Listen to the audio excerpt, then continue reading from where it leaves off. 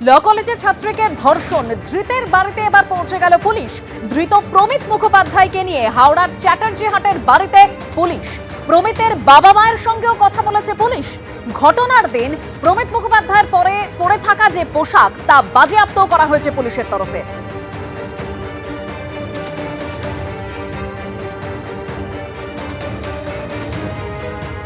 গ্রেপ্তারির 14 ঘন্টা পরে ছাড়া পেলেন বিজেপি রাজ্য সভাপতি সুকান্ত মজুমদার।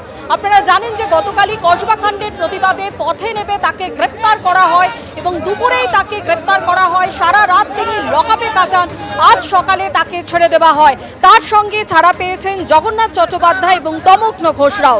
কেন গ্রেপ্তার সদুত্তর দিতে পারেনি পুলিশ। গণতন্ত্রের বদ্ধভূমি পশ্চিমবঙ্গ, জামিন নিয়ে নিঃশর্তে মুক্তি, এমনই দাবি করেছেন সুকান্ত মজুমদার।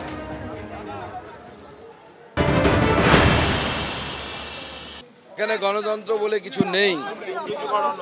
রাজ্য সরকার পুলিশের মধ্য দিয়ে গণতন্ত্রকে সম্পূর্ণভাবে ধ্বংস করে এই রাজ্যকে গণতন্ত্রের বদ্ধভূমিতে পরিণত করেছে। আমরা এর বিরুদ্ধেই গোটা রাত প্রতিবাদ জানিয়েছি। আমরা প্রথম থেকেই বলেছিলাম যে আমরা সই করে অর্থাৎ পার্সোনাল বেল বন্ডে আমরা জামিন নেব না, প্রত্যাখ্যান আন্দোলন এই শুরু করলাম।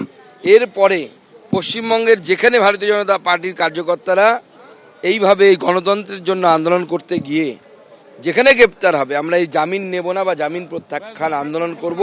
আমরা দেখতে চাই যে পুলিশের বেশি ক্ষমতা না বিজেপি কার্যকর্তাদের ক্ষমতা, কত জেল আছে আমরা পশ্চিমবঙ্গ পুলিশের সেটা দেখতে চাই।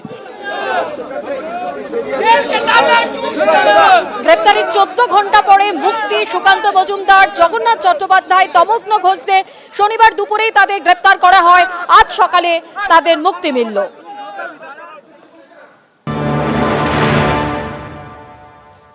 ऐसे सुकांत दा क्या अपराध किए कि उनको गिरफ्तार कर दिया। बंगाल में एक घिनौनी घटना को विरोध करते हुए, प्रतिवाद करते हुए भारतीय जनता पार्टी जनता की मुद्दे को लेके आंदोलन कर रही थी। मेरे को बताया गया सुकांत दा उसका लीड कर रहे थे। बंगाल की पुलिस आक्रोशित होकर सत्य को छुपाने के लिए मुखर रूप में बंगाल की जनता को ना कहा जाए, सुकांत दा को इसलिए गिरफ्तार किया।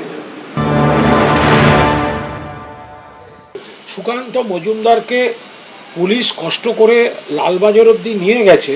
পুলিশের এই বাড়তি পরিশ্রম করার কি দরকার ছিল? সুকান্ত মজুমদারকে ধরলে একটা ভ্যানে করে ধাপার মাঠে ছেড়ে দিয়ে আসা উচিত, একা একা হেঁটে বাড়ি ফিরবে। তো সুকান্ত মজুমদার তো তিনি আসলে ইস্যু থেকে ঘোরাতে চাইছেন। একটা জুয়েলারি ডাকাতের সঙ্গে ধরা পড়েছে, ছবি একটা জুয়েলারি বিজেপির যুব সভাপতি ধরা পড়েছে, তার সঙ্গে সুকান্ত মজুমদারের ছবি। এবার এই বিজেপির নেতারা যেসব সোনার আংটি মাংটি পরে সেগুলো ওই গয়নার ডাকাতটা সাপ্লাই দেয় কি না, এসব প্রশ্নতে উঠবে, এগুলো তো উত্তর দিতে হবে। সেই ভয়ে কালকে যেহেতু ধরা পড়েছে, এই ইস্যু থেকে বাঁচতে স্বেচ্ছায় লালবাজারে ছিলেন। কারণ সামনে এলেই ওই প্রশ্নটা আসবে, জুয়েলারি ডাকাতের সঙ্গে সুকান্ত মজুমদার কী করছিলেন।